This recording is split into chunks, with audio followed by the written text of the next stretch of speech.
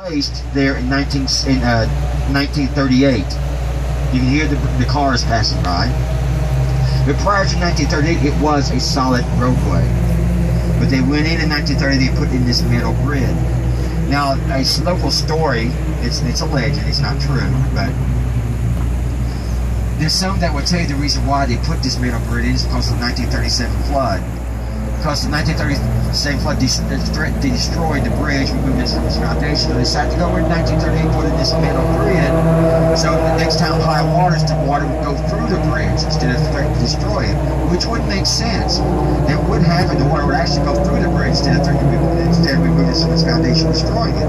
But that's not the reason why they put the metal grid in. But there was someone locally that would tell you that story. The reason they used the metal grid is because of Detroit, Michigan. Detroit was manufacturing larger and heavier vehicles. They needed a structure that could accommodate those larger and heavier vehicles, and they selected this metal grid for that purpose. So it was really the reason for that was engineers. Now, as I stated, James Wilson named most of downtown Frankfort. Here's one of the streets that he's named right here. This is Ann Street. He named Ann Street after his wife, Ann Wilkinson. We are on to Nancy Wilson, named in her honor, but Nancy was her nickname. Ann was her Christian name. Now, there's several other streets he named. He named after various military generals. He named Sinclair Street after Arthur St. Clair, who was a general. He named Madison Street after General James Madison. He named Washington Street after George Washington. He named Wilkinson Street after himself. And he named Holmes Street after Andrew Holmes, who was a surveyor. He was a surveyor. Mr. Holmes was very instrumental in Frankfort becoming the state capital. Now the bridge we're getting ready to go under, that is the official name is the War Mothers Memorial Bridge, but most people call it the Capitol Avenue Bridge. It was built and opened in June 6, 1938. Governor A.B. Happy Chandler was the first person to cross that bridge. It's named War Mothers Memorial Bridge because it's to honor those who fought during World War I. Now, on the other side of the bridge, you'll see that sitting on the bluff, you will see the military arsenal. That was built in 1850. That is where the Kentucky military stored the weaponry and ammunition. But when the Confederates captured Frankfort in 1862, they raided the arsenal and stole a lot of the ammunition and weaponry. Now, when the Confederates tried to recapture Frankfort in 1864, they came to this area here, which was a wheat field. And they fired upon the military arsenal and attempted to destroy it. But they were repelled by the local Union militia and some Frankfort citizens. If you're familiar with Frankfort, you may be familiar with the little alley that travels behind DFW. The name of it is Battle Alley. Battle Alley got its name because of the skirmish that occurred here when Morgan's men tried to destroy that building. Now you see this boat running in the red. There's that pontoon boat. Next to it is a shanty. A guy that we know locally lives in that shanty year-round. And we had this confirmed as fact 2 years ago. We've heard it as rumor for years, but it was confirmed as fact 2 years ago. In his living room, in that shanty, he had taken a coffee table and nailed it to a trap door on his floor. And he'll lift that trap door, exposing the river, and he'll sit in his couch or his barca lounger, and he'll drink beer and fish from his living room. That's a true story.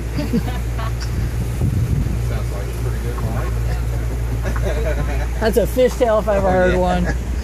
Now you see up on the hill in front of us, you see a pyramid holding a globe. That is the eternal globe that remains illuminated 24 hours a day, 7 days a week. That was placed in the late 1930s by the VFW to honor those who fought and died during World War I. And behind it, you'll see the American flag. And behind the American flag is actually the Frankfort Cemetery, which was incorporated in 1846. But shortly thereafter, the legislature wanted an area to where they could honor those who from Kentucky fought in various military conflicts. So they deeded approximately a 1/4 acre plot for that reason. And today, the plot's still there. It's called the Military Mound. It has a 64-foot tall obelisk, which was placed here in 1850. It arrived here in July of 1850 and it was erected. I apologize, it arrived in June 1850 and was erected in July 1850. It was sculpted by a Russian immigrant from out of New York City that cost about $250,000. I mean, in today's money, it cost him $16,000 back then. But if you ever visit the Frankfort Cemetery, you visit the Military Mound, you'll see the soldiers from Kentucky who were honored, who fought in various military battles in the Mexican War up through the Gulf War. You will see Union soldiers who fought Union. What you would not see on the military mound are Confederate soldiers.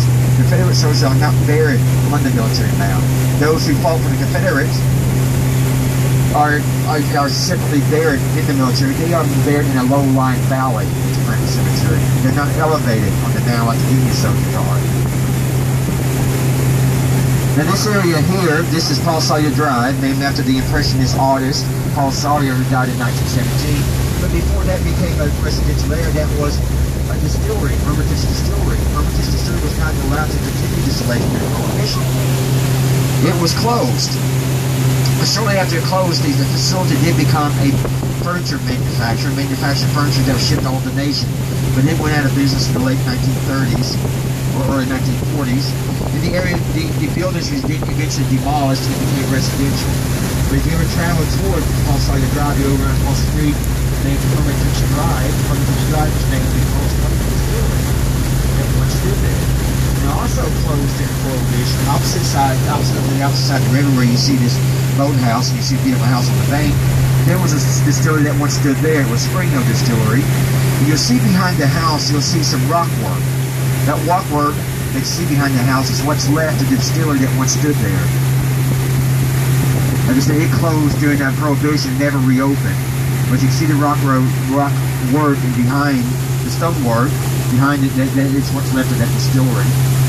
Now, Prohibition, unfortunately, did put a lot of Frankfort counties out of work because it was a major industry in Frankfort County. But when Prohibition was put into effect, it put a lot of the unintended consequences, that it put a lot of these people out of work. Now we're getting ready to come up on Melody Park. I apologize. Here's I forgot to pass these out. You see in this book, it's next to the last page. It's the only colorized picture is in Melody Park. Melody Park, you'll see a sign. We get ready to come on the sign. It says, "Do not ink or dredge in this area." That's where Melody Park was located. It's ready to come into view. There's the sign. Melody Park was built by Louis Horowitz, a local whiskey barrel manufacturer. He named the park after his daughter Melody. You can see the concrete work at the bottom of the bank. That is where Mr. Horowitz lived year-round. He had a houseboat stationed there. And that's where he lived year-round. Now the park itself had various walking trails. It has a couple pagodas and a Buddha statue. It has some fish ponds. It has some former gardens. It opened in the 1930s and it was open to the public. His daughter Melody still living today in Versailles, Kentucky. She was on our tour 2 years ago, and she told us more about Melody Park than we could ever share with you. Of course, she was raised there. She grew up there. The park was named after her. But the park, unfortunately, was closed in 1952. The reason it was closed was each time it had high waters, the cleanup became too expensive. So it was permanently closed. Today, the property is privately owned. No trespassing. But the piers from those pagodas and those pictures, they're still standing. That Buddha statue is still on the property without its head, though. Now this is Lawrenceburg Road, and as you travel down Lawrenceburg Road, you'll come to a 90-degree curve that turns into Todd Street. There is a pull-off with a historical marker, and you go in that tells you about Melody Park as well. And you can look over and peer over to the property, and you can see those pagodas without their roofs. It's just the pier still standing.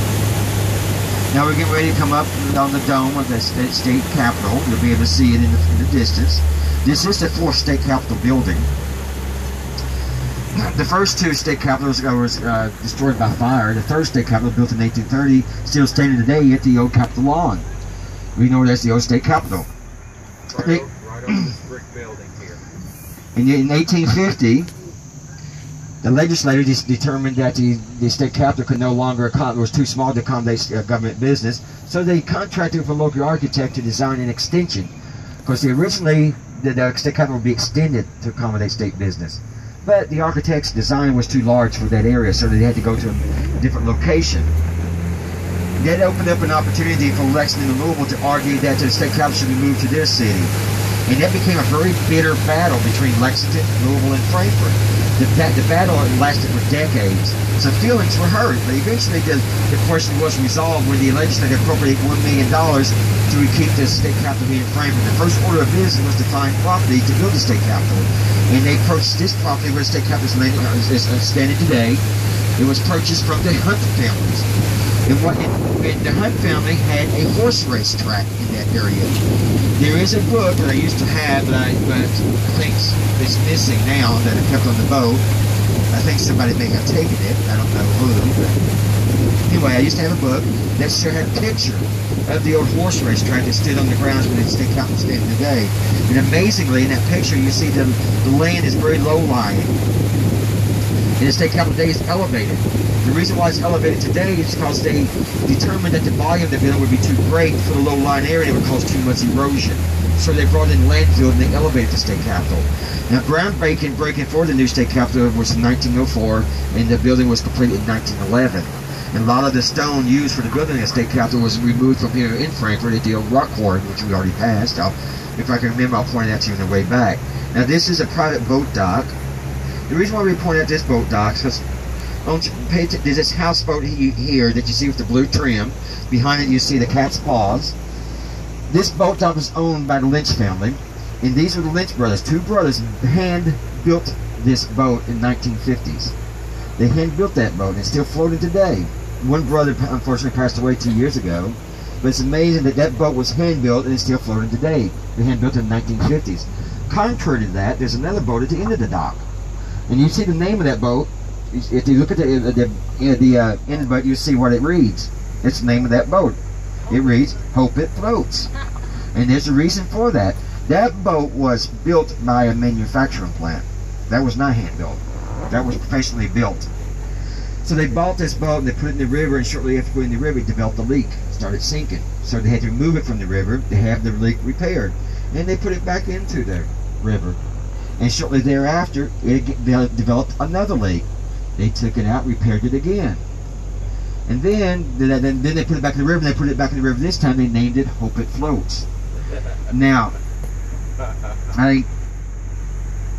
about 2 years ago, we were on the